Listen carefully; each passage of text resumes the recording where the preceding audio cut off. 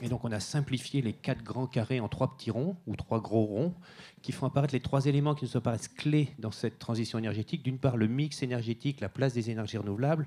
Le deuxième point qui est l'efficacité énergétique, quelle que soit la source d'énergie, quelle est la façon dont on l'utilise efficacement. Et puis le troisième point qui est la réduction de la consommation, la sobriété dans les usages de l'énergie. La grande majorité des Français estiment qu'une politique de transition énergétique est nécessaire, mais seulement la moitié pensent qu'ils peuvent agir eux-mêmes. Et donc là, il y a un hiatus aussi sur lequel il y a un travail de conviction et d'accompagnement au travers notamment des solutions que nos entreprises peuvent apporter dans cette évolution des modes de consommation pour faire basculer et passer de ces 53% aux 84% qui pensent qu'un changement de politique énergétique et de transition énergétique est nécessaire.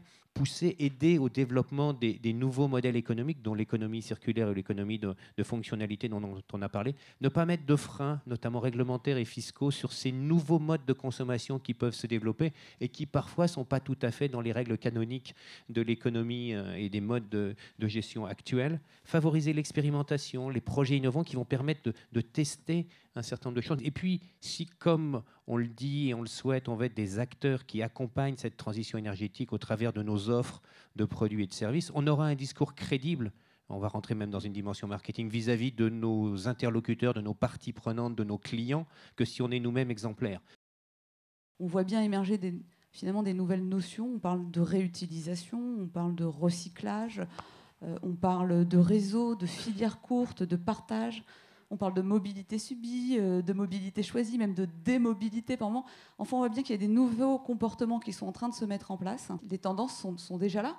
On voit qu'il y a déjà de nouveaux modèles qui existent pour de nouveaux comportements.